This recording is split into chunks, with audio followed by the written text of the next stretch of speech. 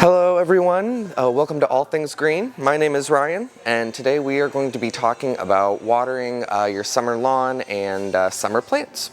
So I think we will start over here with some hose and spray nozzles and watering wands. The watering wands are really nice for containers. You can reach down without having to stoop over, or if you have hanging baskets, you can reach those a lot more easily without having to take them down. We also have some hose end sprayer attachments that have different settings if you need to reach a little bit farther, or if you need a gentler mist or a rain setting so that you don't damage the plants that might be a little more tender. That's a nice option.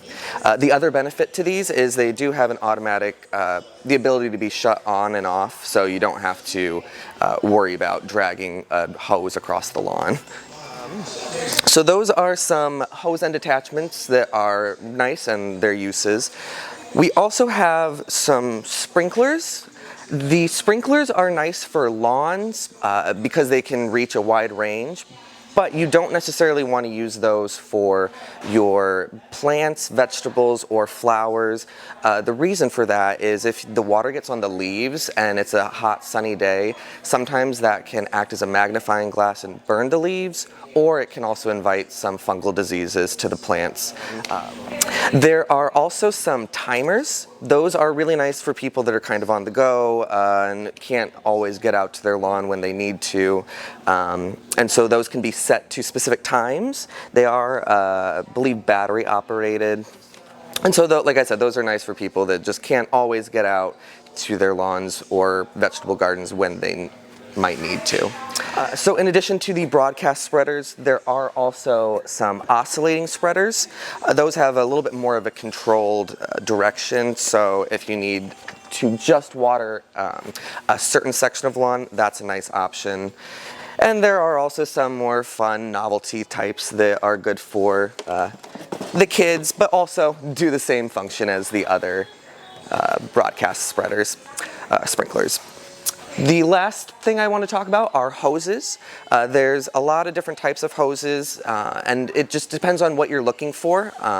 There are some really nice expandable hoses if people don't have a whole lot of room. They do collapse when the water isn't flowing and expand when the water's running. You've got your rubber hoses as well. They're just your standard hoses. But the best one that I like are the soaker hoses. Those are really nice because what you can do is lay them down throughout your flower bed or vegetable garden, and when the water turns on, it's a slow release throughout the length of the hose.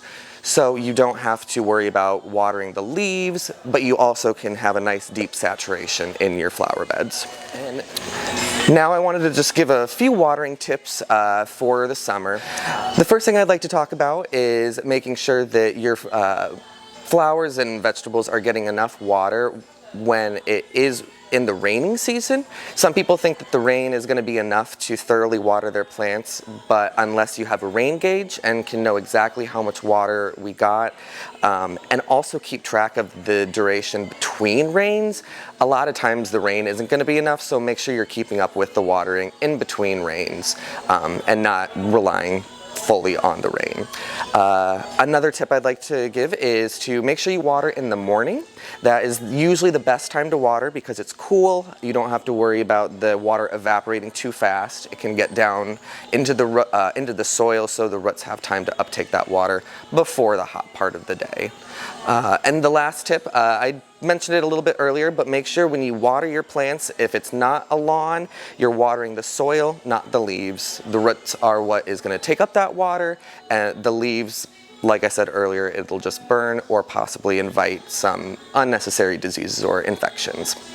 All right, thank you once again for tuning in to All Things Green. Once again, my name is Ryan at Sun Prairie, and we hope to see you again next week. Take care.